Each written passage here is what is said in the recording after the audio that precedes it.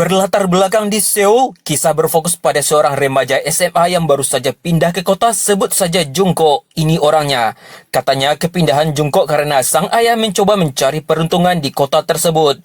Alih-alih mengubah nasib keluarganya dengan harapan sang anak bisa melanjutkan pendidikan di universitas ternama di kota Seoul setelah melewati masa-masa SMA.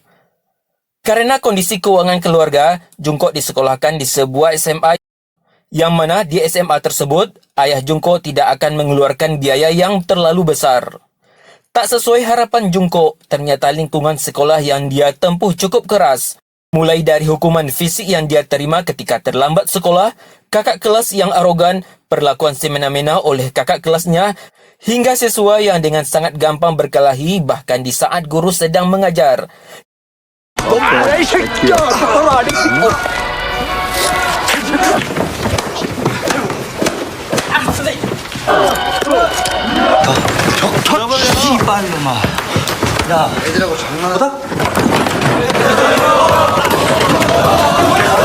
Yang lebih parahnya lagi, siswa yang diberi peringatan oleh satpam sekolah, malah satpam tersebut diajak berantem. 야, 그쵸, 그쵸. 아이고. Jungkook hanya diam dan berusaha menekurkan kepala ketika kakak kelasnya datang dengan arogan menunjukkan kekuasaannya. Rasanya, Jungkook ingin pindah karena dia tidak terbiasa dengan kekerasan dalam kehidupannya. Beruntung, si Jungkook mendapatkan seorang sahabat ketika dia pertama kali diperkenalkan di depan kelas. Sebut saja namanya Bobby. 즐겁지? 이 똘팍새끼들. 수지 마감이다. 안 냈는데 빨리빨리. Ini orangnya yang sedikit gendut dan humoris. Tapi Bobby dapat diajak berteman dengan baik oleh Jungkook.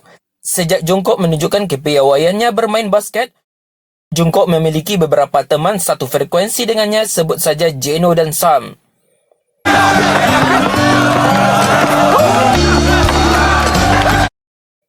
Suatu ketika, Jungkook berangkat ke sekolah naik bus. Dia melihat seorang gadis dalam bus yang sama tetapi memiliki arah tujuan sekolah yang berbeda. Sebut saja namanya Lisa.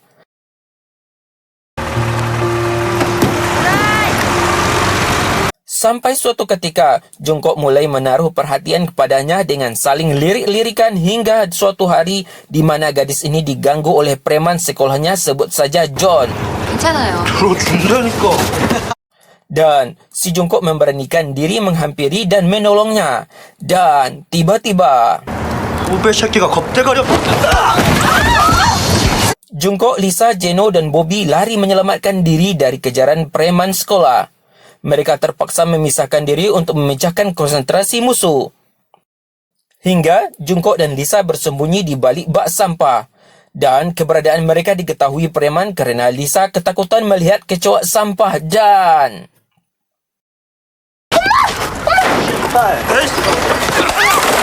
Jeno dan Bobby menyelamatkan mereka.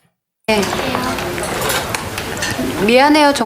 Merasa sakit hati, dihinakan dan diremehkan, John balas dendam di sekolah. Dia bersama geng preman sekolah mencari Jeno dan Jungkook. Dia melampiaskan dendamnya di sekolah dengan mengkeroyok Jeno dan Jungkook. Pengeroyokan itu terhenti ketika Jeno mengancam geng preman dengan memecahkan lampu.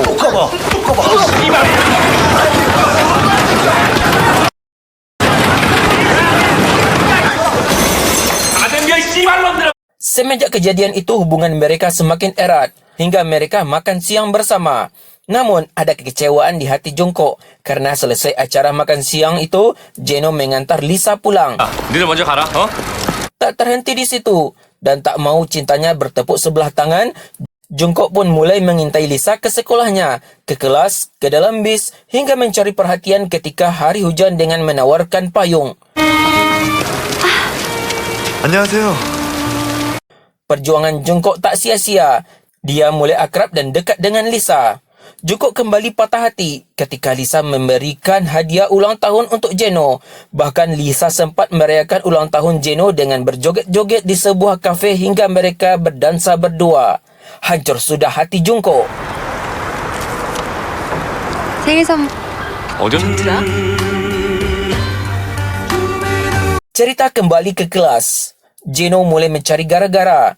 Saat jam pelajaran Pak Budi berlangsung, dia asyik melihat buku tak senonoh alias majalah porno. Dan 왜 이거? 이런 개새끼 맨날 berbagai tamparan mendarat dengan mulus di pipinya.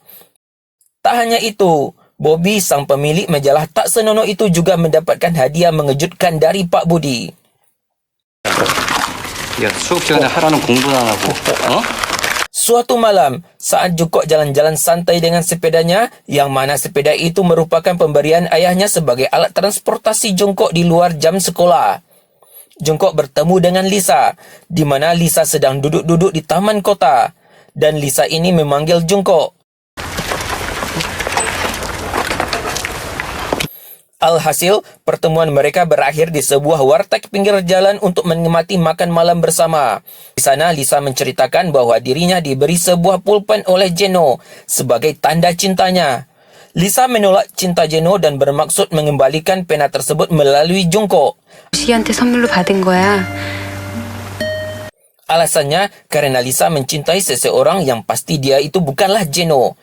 Sehabis percakapan itu, Jungkook membonceng Lisa dengan sepedanya untuk mengantarkannya pulang.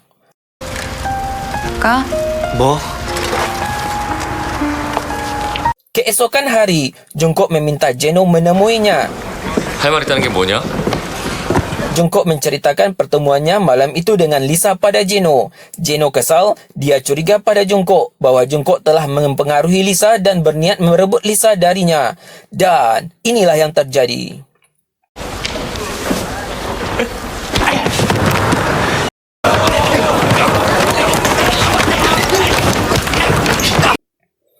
Perkelahian mereka disaksikan oleh semua siswa SMA. Mereka yang sedang beristirahat mengerumungi Jungkook dan Jeno yang sedang bergulat di lantai. Akhirnya mereka bubar setelah tim keamanan sekolah melerai mereka. 인간적으로 대해줄 필요가 없는 새끼들이 Tim keamanan menginterogasi mereka dengan cukup kasar hingga Jungkook harus membela diri. Tapi usahanya sia-sia dan inilah yang terjadi.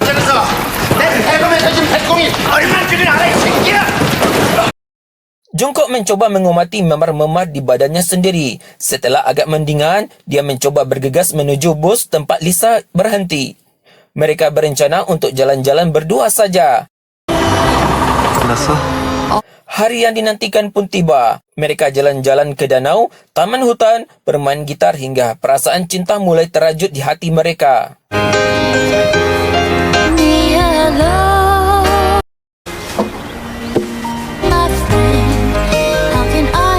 Siang itu, Bobby sedang bermain kartu bersama teman-temannya.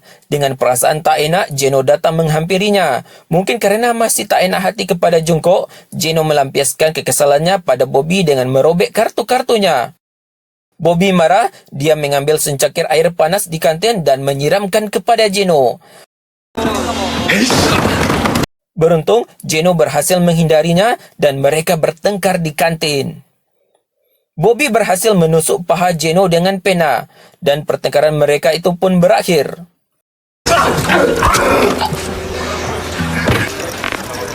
Bobby mengadukan perlakuan Jeno pada Jonas. Jonah kesal dan mengajak Jeno ke atap gedung menyelesaikan permasalahan ini. Tantangan Jonas diterima oleh Jeno. Dia juga tak mau diremehkan orang lain, apalagi menyangkut harga dirinya yang katanya dia jago berantem. Sesampainya mereka di atap gedung, dan inilah yang terjadi.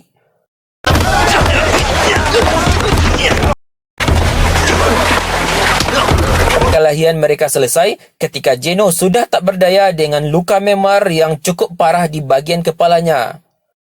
Jungkook yang masih punya hati memapah Jeno untuk memberikan pertolongan, walaupun Jeno terkesan sudah mulai memusuhinya. Pertolongan yang diberikan oleh Jungkook pada Jeno membuat Jonas marah. Jonas mengancam dan mengajak Jungkook berantem. 씨발 놈이 애들한테 뭐냐? 어? 나봐. Yakin Jungkook tak akan bisa mengalahkan Jonas, Jungkook mulai mengasah kemampuannya untuk bela diri. Dia berlatih kungfu ala Bruce Lee melalui sebuah buku. Sepanjang harinya, dia hanya berlatih dan berlatih. Jungkook juga menyempatkan membeli nunchaku sebagai alat senjata bela dirinya. Yakin dengan kemampuan bela diri yang dia pelajari secara otodidak itu, Jungkook mulai bersiap siaga jika suatu saat ada musuh yang menghampirinya. Saat jam istirahat berlangsung, teman sekelas Jungkook duduk di pinggir jendela. Melihat gaya Jonas dan geng premannya yang songong, salah satu di antara mereka melemparkan es. Jonas marah dan menghampiri kelas Jungkook.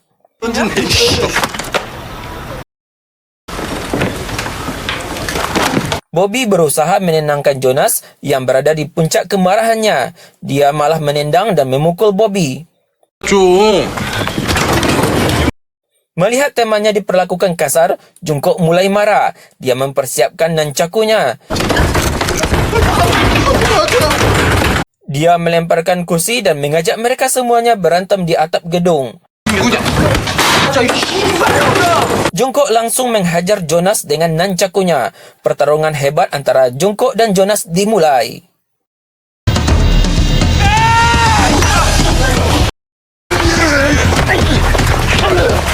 Karena Jonas tak sanggup lagi memberikan perlawanan kepada Jungkook alias KO, geng preman yang lain ikut menghadang Jungkook. Akhir dari perkelahian ini, Jonas dan geng premannya terkapar di atap gedung. Begitu juga dengan Jungkook, dia mengalami pendarahan yang cukup lebar di bagian kepalanya.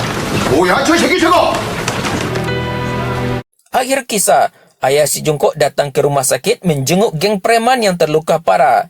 Ayah Jungkook minta maaf atas kejadian yang terjadi di sekolah yang melibatkan anaknya si Jungkook. 우리는 합의 볼 생각. Pesan yang dapat diambil dari filem ini adalah janganlah menganggap remeh seseorang. Siapa tahu di balik semua itu terdapat sebuah keahlian atau kepandaiannya yang tidak kita ketahui.